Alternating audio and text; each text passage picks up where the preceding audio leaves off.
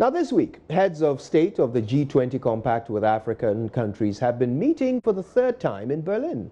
The compact was launched 2 years ago by the German Chancellor Angela Merkel with a promise to generate additional private investment in those African states. Now in return, participating African states would commit themselves to implementing economic reforms. 2 years on, the big question remains, has the enthusiasm waned? Thomas Barrow joins us from Berlin with the details of the discussions. What are the issues engaging the attention of the leaders at this meeting? Hello from Berlin, and nice to be with you and your team again to discuss a topic that is of particular importance to Ghana, as Ghana is precisely one of the 12 African countries that is taking part in this project called Compact with Africa. You already mentioned the fact that it was created in 2017 when Germany had the presidency of the G20, and since then the German Chancellor Angela Merkel has in a way led this project, and that's why in fact some African leaders have said that this is in a way a sort of Merkel plan. The goal behind it, the idea behind it, is to promote private investment in specific African countries that are willing to do economic reforms, and once they do those economic reforms, and once you can find specific companies that are willing to invest, you can bring those companies with the governments and with international organizations together to try and make sure that there is an appropriate framework in order for those companies to invest in the respective countries. As I said, Ghana is one of 12 African countries that have been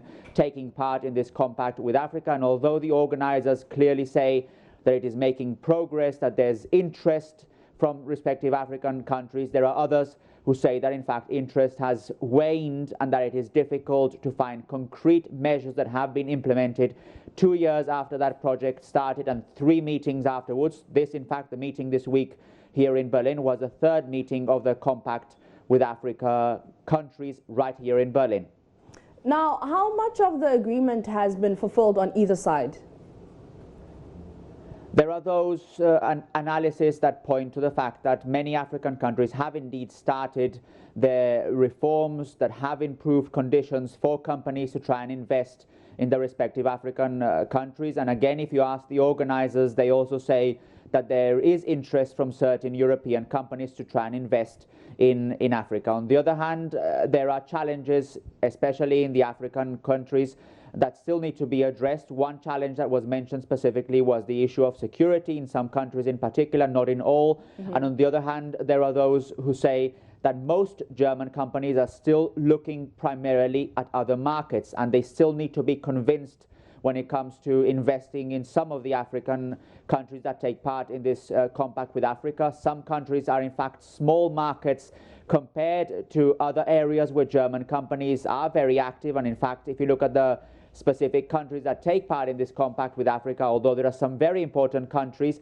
there are also smaller markets. So basically it is seen as a medium to long-term project. It is seen as a project to try and create a stable, continuing framework for European and in particular German companies to be able to invest in Africa and to have stable conditions in order to do so. And I would also add something that is important. There are those who have said that this has to be seen in a wider perspective, in a broader sense, that when you have, for example, China very active in many countries in Africa, when you have Russia very active in many countries in Africa, then you also have European countries that are interested in Africa, that see the potential in Africa, in particular because there are millions of potential consumers, and as you well know, there is also a very big young population in Africa, so there is a lot of potential to be seen here as well, although, as I say, some have also seen the challenges.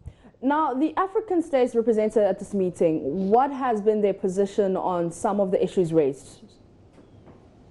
They are obviously interested in the possibility of attracting German companies to invest in specific projects, and it's important to mention that it's specific projects. So each country that applies to become a member of this compact with Africa then has a sort of specific agenda and a specific project developed with those who organize all this. So for example, in the specific case of Ghana, you can go online, just go to Compact with Africa and look at the projects that Ghana is interested in attracting foreign investors. And I had a look and it says, for example, agriculture, petrochemicals, renewable energies. Those are areas where Ghana is particularly interested in. If you look at Rwanda, another country that takes part, and just to give you the example, industrial parks, textiles, railways, and you can go on and on and on and look at the very specific items that every country is interested in, because this is seen as sort of partnership with specific African countries. So it's not seen as something overarching,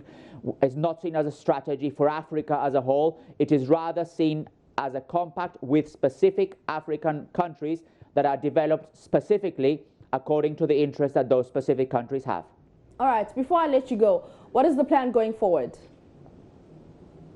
The plan going forward, as I say, is still a medium to long-term project. So this is not seen as something that will bring all the results just this week here in Berlin at the meeting with the African leaders. This is seen as a project to create a stable framework for private investment in Africa. And you can imagine that that is not something that can be achieved just in a matter of a few weeks or a few months. It is something that is, as I say, a rather medium to long-term project, and that is precisely what the German Chancellor, what German leaders, but also what the African leaders are actually looking forward to creating that stable framework which can then be used for those future investments.